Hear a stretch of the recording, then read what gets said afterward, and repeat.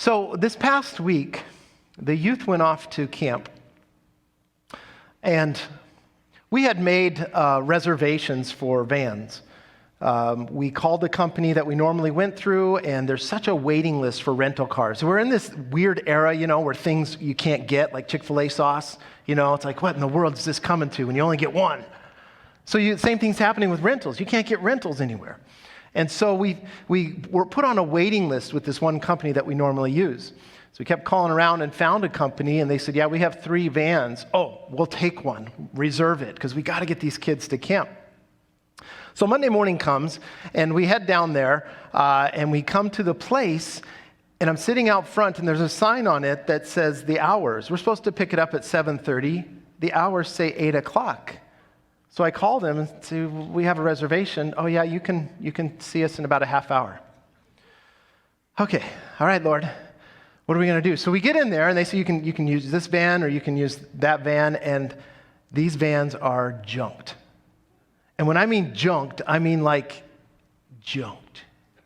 Like plastic pieces are missing on the top of it and just wires for that third light. I went up and looked at it, and the top of the roof did this. Something had fallen on this van. There's dents all over it, pieces missing, inside plastic parts everywhere. I don't even know if it had enough seatbelts, and it was bad. I said, can I look at the other 2? They were worse. I mean, they're pulling pieces apart. It was a tragedy. And at that point, we're like, uh-oh, what are we going to do? We are just discouraged and going, this is not going to work. These kids are not going to make it there. They're going to crash on the side of the road, off the mountain, flaming fire, all that stuff. And so we said, you know what? We're not going to do this. We're not going to do this. I'm going to figure out a way here. And if I have to, we'll strap him on the back of the car and take him. So I said, Shannon, call that first place and just see if there is, if they have anything available to help us. So she calls over there, and they said, yeah, we have one lady who was supposed to pick up a van who didn't pick it up, so it's yours. And we went over there, and this is how God works. There's always a but God in the issue. Is I didn't tell them, how much we were willing to pay over here. I just figured whatever they gave us, we're just going to eat the cost and just, Lord, this is emergency. So they finished with everything. They not only came and gave us a brand new Sprinter van to use with the kids, plus another brand new minivan to use. It was $400 less than Junkerville down the road. That's the Lord working. And they stepped up, and the guy the guy walks around the vehicle kind of marking off what's on the car. He says, what are you guys doing? Oh, we're taking these kids up to a youth camp. For our church. And he just starts unloading how he came to know the Lord off the streets, and God just saved him. And man, I'm praying for you guys and your kids. You're going to be on fire for Jesus. And we're just like going, whoa, this is great, God. And so we got back up here, and I'm just thanking the Lord through the whole way back up, because I had no idea how this was going to work out. God did something better. And Shannon sent him cookies. There's always you're going to face the battles. You're going to face the battles in life, and there's opportunities of incredible discouragement in those battles. But there's always a but God in the midst of everything that you're facing. How he wants to work in it, through it, in spite of it, is what he wants to unfold to establish a testimony in your life. And we see that played out in the book of Esther. Esther is the Jew who is raised up to be the queen of Persia. Haman is the prime minister who enforces a law to destroy all the Jews, and Esther calls him out on it, and the king impales this man on a pole. A new law is put in place to counter that old law, that the Jews who were in the old law meant to be destroyed could now, in the new law, rise up and defend themselves and win. But now we come to that day when it all comes down. It was kind of marked on the calendar. March 13th, it was all supposed to go down. And now we see it happening. So chapter 9, verse 1. Now in the 12th month, that is in the month of Adar, on the 13th day, the time came for the king's command and his decree to be executed. On the day that his enemies of the Jews had hoped to overpower them, the opposite occurred in that the Jews themselves overpowered those who hated them. The Jews gathered together in their cities throughout all the provinces of King Ahasuerus to lay hands on those who had sought to harm them. And no one could withstand them because fear of them fell upon all people. And all the officials of the provinces, the satraps, the governors, and all those doing the king's work helped the Jews because the fear of Mordecai fell upon them. For Mordecai was great in the king's palace, and his fame spread throughout all the provinces. For this man Mordecai became increasingly prominent. Thus the Jews defeated all their enemies with the stroke of the sword, with slaughter and destruction, and did what they pleased with those who hated them. Stop right there for a moment. And so the day finally comes when the old law and the new law come clashing together on this final day. The enemies of the Jews hope to overthrow the Jews, but in fact, God turned the tables on them. Why? They had two things in their favor. One, the king was on their side, and two, the king's resources were at their disposal. And I would tell you this, that you face battles, and you need to remember that the King of Kings is on your side. More so, you're on his side. Let's put it that way. You're on his side. The King of Kings is right there with you, and all of his resources for you to win the battle, he's given you. He's given you all things pertaining to life and godliness. He wants you to live victoriously to win those battles. He doesn't just say you'll never have battles. No, there will be battles, but I've given you my presence, my promise, my plan. You're going to win. Listen to Romans chapter 8. What shall we say then in response to these things? If God is for us, who can be against us? How we need to remember that more and more, that the God who created everything is for us. He who did not spare his own son, but gave him up for us all. How will he not also, along with him, graciously give us all things? He gave us Jesus to redeem us. Who will bring any charges against those whom God has chosen? It is God who justifies. Who then is the one who condemns? No one. Christ Jesus, who died, more than that, who also was raised to life, is at the right hand of God and is also interceding for us. Amen? I mean, we are really in the best position ever. Let that sink in. Because of the work of Christ. And ultimately they won because of the hand of the Lord on them. God preserved them. It says in verse 2, the fear of them fell upon all the people. Remember, already many had become Jews. Chapter 8, verse 17. Many of them have become Jews, and others simply had this respect and awe for the Jews because they saw God working in these people. Why come against these people that are blessing the city? God was preserving them. And God was not only preserving them, God was providing for them. In verse 3, all these leaders started helping the Jews because of the influence of Mordecai, who was now prime minister at the time. He walked in integrity. He spared the king's life. He was a great example and a blessing to the people. And it says in verse 4 that he became increasingly prominent. You find that God exalts the lowly and he puts down the prideful. You find that God turns the tables on the wicked. Have you seen that in your life? Have you seen instances where people who were anti-Christ or anti-God came against you and you bore through that struggle and you find the Lord stood on your behalf to defend you? Most of you don't know this, but for 15 years I had a heckler and a stalker in my life for 15 years. He'd send me voicemails. He'd send me texts. I had to block him. He sent me emails. At one point even saying, "You're teaching your son how to be a murderer." It was crazy, crazy stuff. And then every once in a while, I had to go to court. I had to go through all that process to get restraining orders. And every once in a while, he would just drive through the parking lot to remind me I'm still here. 15 years. There was something wrong in the situation. About 6-8 months ago, I get a phone call, and it's his roommate, and he says, "I want you to know that he just died." So, well, how? Well, not really sure. He ate dinner, laid on the couch, rolled over, and found him dead on the floor. And while I was sad in a sense because obviously it's a human life and I know that God loved him, I was relieved because the 15-year battle was finally over. And I had to just kind of settle in my heart, Lord, you take care of those people in your time and in your way, and I'll sit on the sidelines and watch you work. We have to remember this. I'm going to give you 5 victory values that we understand in the battles. The first is I have to recognize that my battles belong to the Lord. He's able to deal with them. He can do way more than I can. He can protect. He can provide. He can do those things that I can't. He can turn hearts, and he can defeat enemies.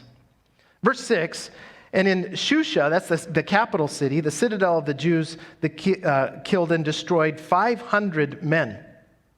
Also, all these strange names are the 10 sons of Haman, verse 10, the sons of Hammedatha, the enemy of the Jews, they killed, but they did not lay a hand on the plunder. Now, the Jews in the capital city killed 500 enemies. It's a small amount, but in light of the city's population. But consider they also killed the 10 sons of Haman. And just as a side note for you to remember, Haman, that sin that he thought he could control or deal with, was 10 times greater in the end, as it took out all of his sons. Death spread to the whole house of Haman. But it says there in verse 10, the Jews did not lay a hand on the plunder. Now, why? Look at chapter 8, verse 11. The very edict was that they were to lay a hand on everything. The king permitted the Jews who were in every city to gather together and protect their lives, to destroy, kill, and annihilate all the forces of any people or province that would assault them, both little children and women, and to plunder their possessions. So the edict was, hey, defend yourself and you could take what you want. But why didn't the Jews take anything? Because it had to do with making this point. This was not for selfish gain. It was a statement for righteousness. I want you to think about that, because there are times in your life where you may be able to do something, but you choose not to do something. Just because you can lawfully do something doesn't mean you should do it. Let me give you a few examples. Legally, you can smoke pot. Legally, you can get drunk in your home. Legally, you can watch pornography. Legally, you can gamble your savings away at casinos, and no one is going to kick down your door and arrest you for those things. But are those things helpful to you or to your family? Of course, you say no. And so we find that there is a different law, a better law that governs us rather than my right to do what I want to do. There is the law of love, and there is the aspect that I want to do what glorifies God in my life. I want that to govern my life. And that's what the Jews were doing here. 1 Corinthians 10, verse 23, Paul writes, it says, I have the right to do anything, you say, but not everything is beneficial. I have the right to do anything, but not everything is constructive.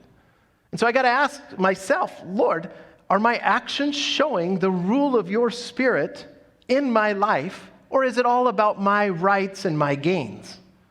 And the Jews said, we're not taking any plunder because we want people to know we're just making a stand for righteousness. Verse 11, on that day, the number of those who were killed in Shushan, the citadel, was brought to the king.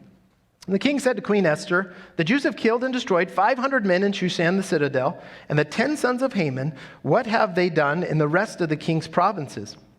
Now, what is your petition? It shall be granted to you.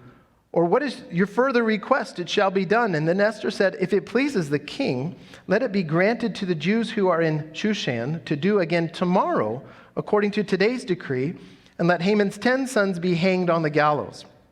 So the king commanded this to be done, and the decree was issued in Shushan, and they hanged Haman's 10 sons. So there was only 500 killed, along with the 10 sons of Haman, and there was still potential for more problems.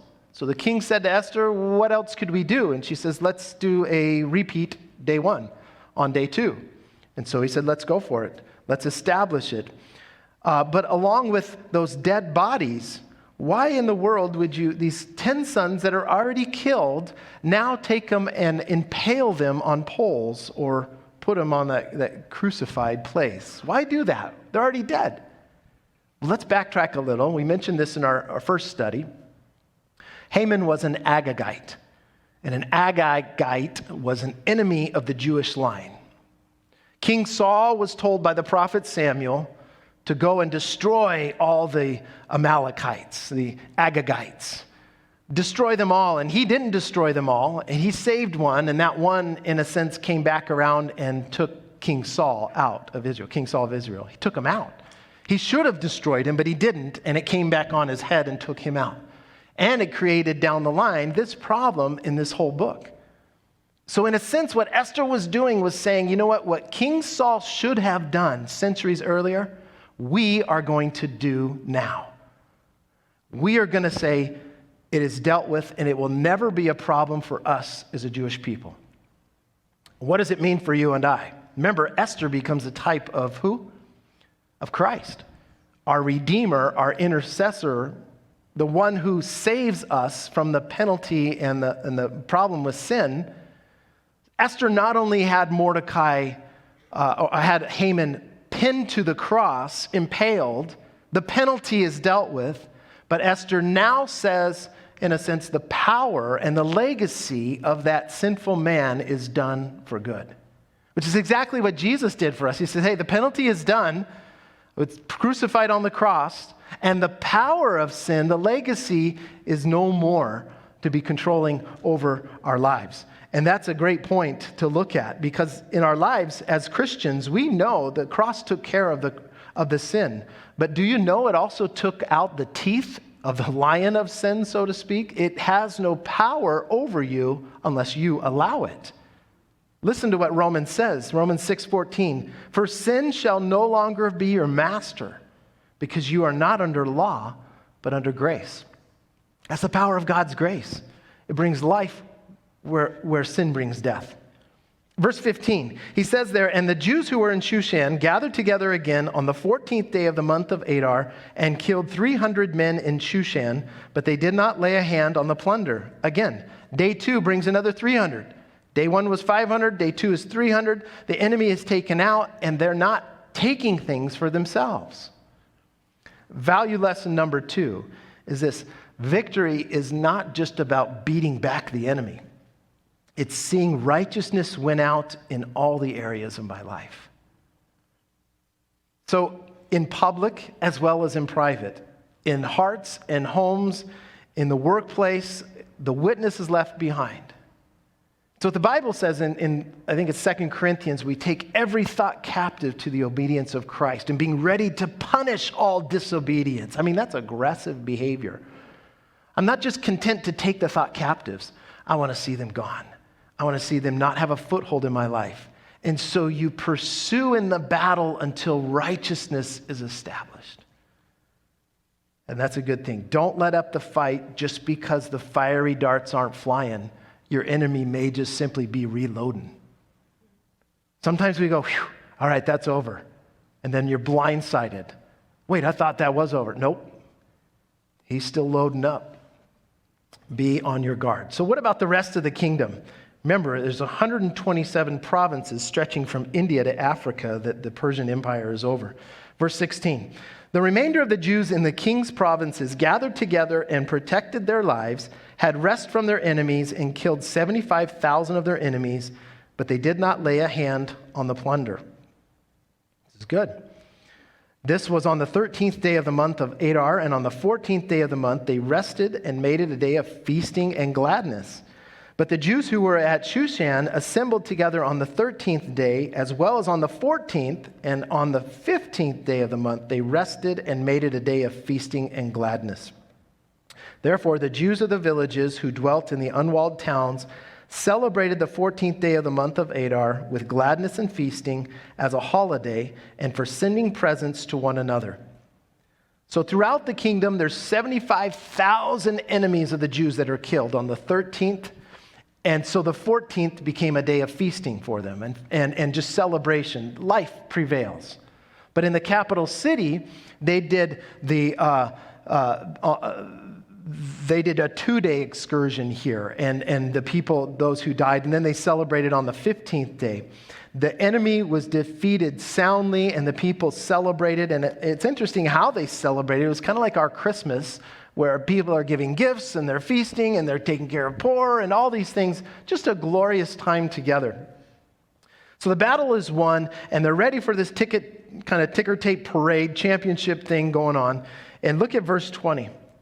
And Mordecai wrote these things and sent letters to all the Jews near and far who were in all the provinces of King Ahasuerus, to establish among them that they should celebrate yearly the 14th and 15th days of the month of Adar, as the days on which the Jews had rest from their enemies, as the month which turned from sorrow to joy for them, and from mourning to a holiday, that they should make them days of feasting and joy, of sending presents to one another and gifts to the poor. So the Jews accepted the custom which they had begun, as Mordecai had written to them, because Haman, the son of Hammedatha, the Agagite, the enemy of all the Jews, had plotted against the Jews to annihilate them, and had cast pur, that is, the lot, to consume them and to destroy them.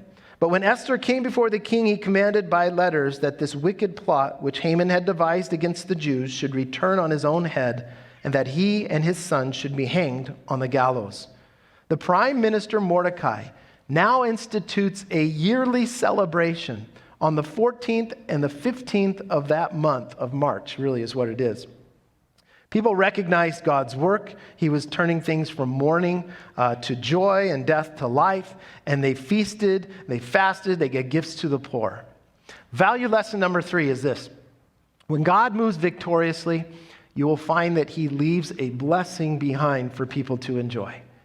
And that's what's happening here. I think about the vans for the kids in this trip, that there's a testimony for them to see how God's working.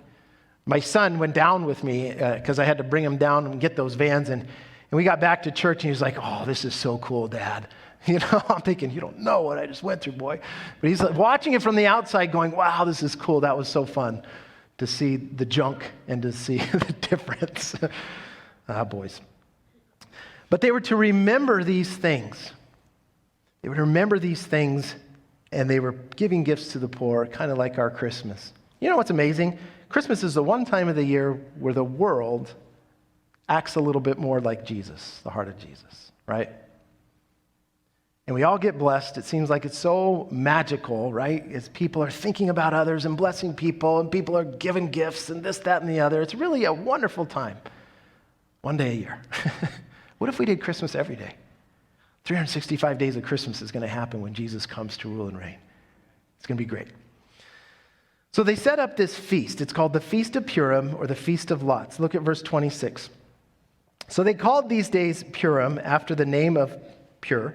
Therefore, because of all the words of this letter which they had seen concerning this matter and what had happened to them, the Jews established and imposed it upon themselves and their descendants and all who would join them, that without fail they should celebrate these 2 days every year, according to the written instructions and according to the prescribed time, that these days should be remembered and kept through every generation, every family, every province, every city, and that these days of Purim should not fail to be observed among the Jews, and that the memory of them should not perish among their descendants. So they confirm it, they appoint it. Verse 32, so the decree of Esther confirmed these matters of Purim, and it was written in the book. The Feast of Purim, or means lots, became a regular part of the Jewish customs, that every year, even today, they remember this feast and festival.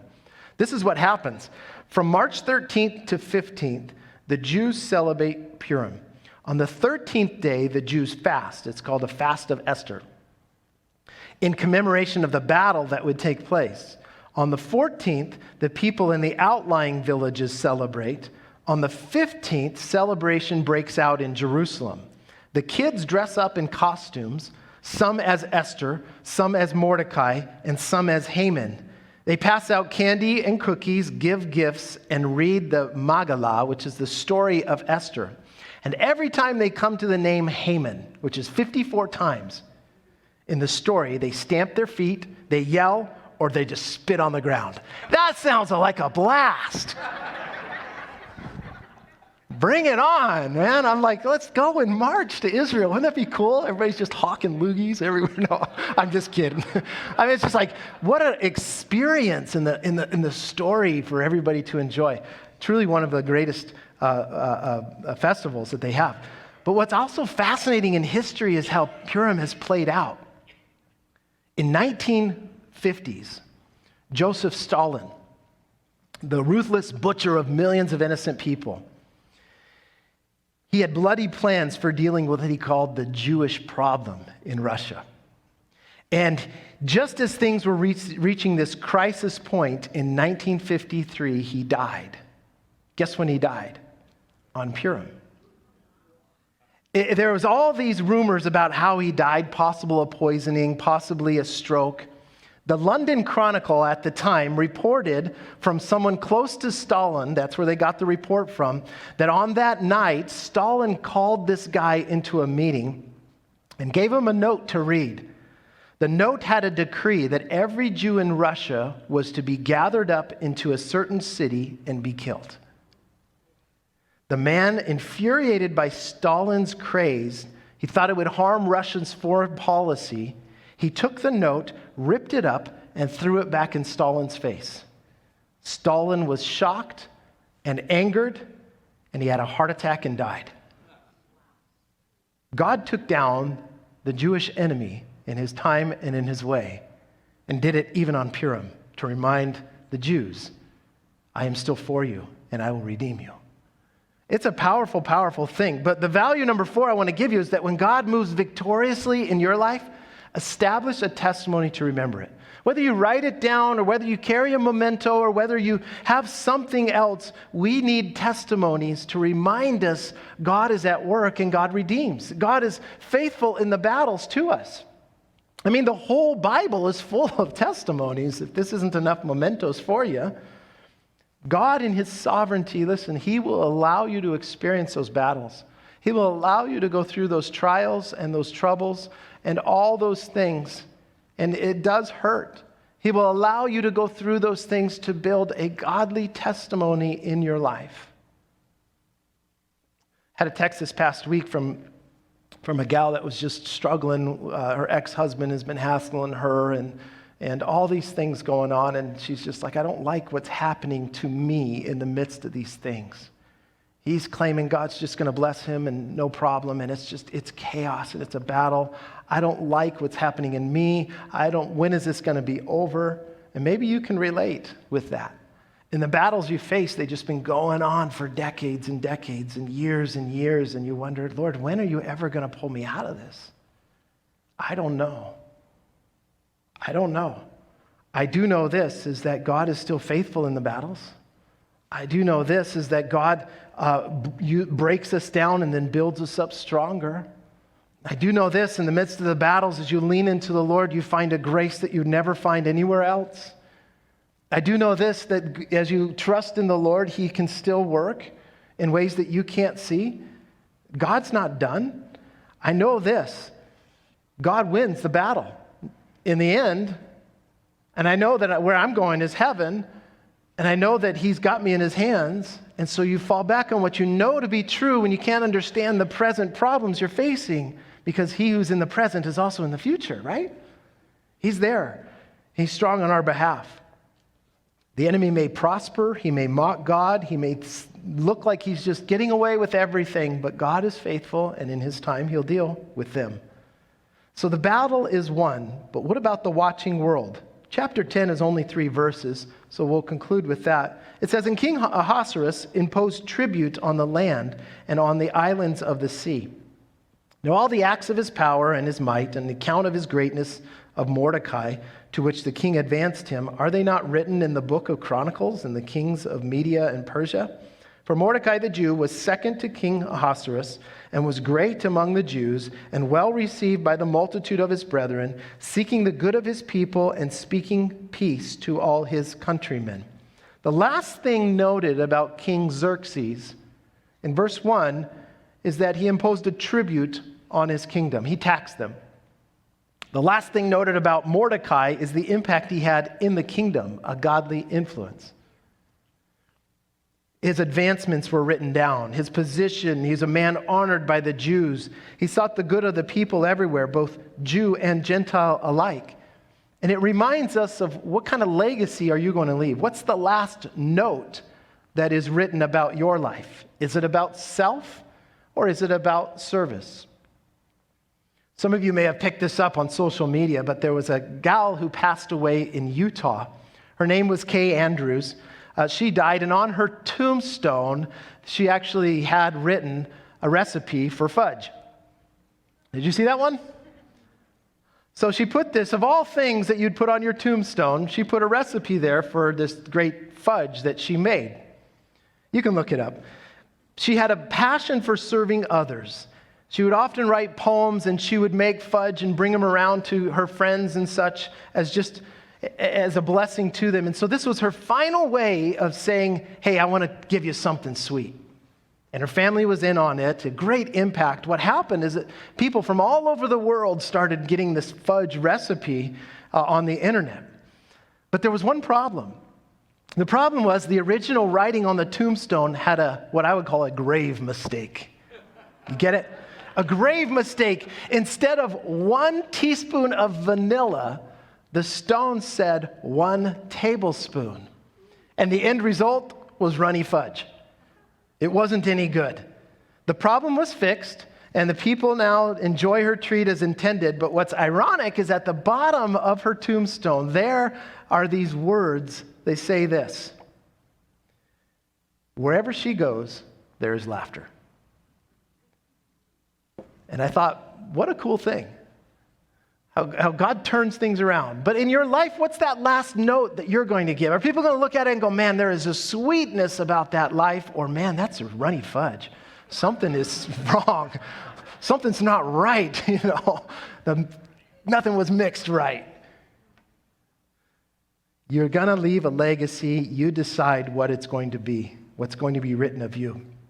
But chapter 10 not only inspires us to leave a future, listen, it also tells us how to live in the present. How so? Remember, Mordecai and Haman both had one position called the prime minister, right? They ruled over people. What was Mordecai's rule like compared to Haman's rule? Well, Haman is a type of the flesh. And remember, he ruled very selfishly. He ruled over people and wanted to destroy the Jews. The end result of his rule was death, right? Mordecai becomes a type of the Spirit, who his rule is noted as being one of prosperous and life and blessing, and the people enjoyed his rule. And so which are you going to live by? A Mordecai type or a Haman type? Are you going to let the flesh rule over your life, or are you going to let the Spirit rule over your life? One leads to death, one leads to life. And we look at this account here, and we see a victory, we see a witness by the Lord in the lives of the people. Here is a book that sometimes people wonder, well, why did the Spirit of God put this in the Bible if there's no mention of the name of God anywhere in this book, in 10 chapters? The name's not mentioned. Why would the Spirit put this in there? I think it's really simple. If God did this for the Jews, who were in exile at the time, who were away from his promises, and told them, I will still be your Redeemer. I will fulfill my plan for you Jews because I love you people and you're still in covenant with me. How much more you and I, who are his church, his bride, in a better covenant through the blood of Jesus Christ, will he be faithful to redeem you and I? That we say, yes, Lord, you're the same God. You have redeemed me, as Jude 1:24 says, that he will present me faultless before his throne with exceeding joy. Not just with, here he is. And not just with, yippee. Exceeding joy is a little bit kind of excessive, right? As if he loves us that much.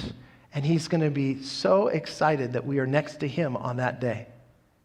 You realize this, as I close out, Christians are the only ones who can ever claim this phrase, and they lived happily ever after. Let's pray.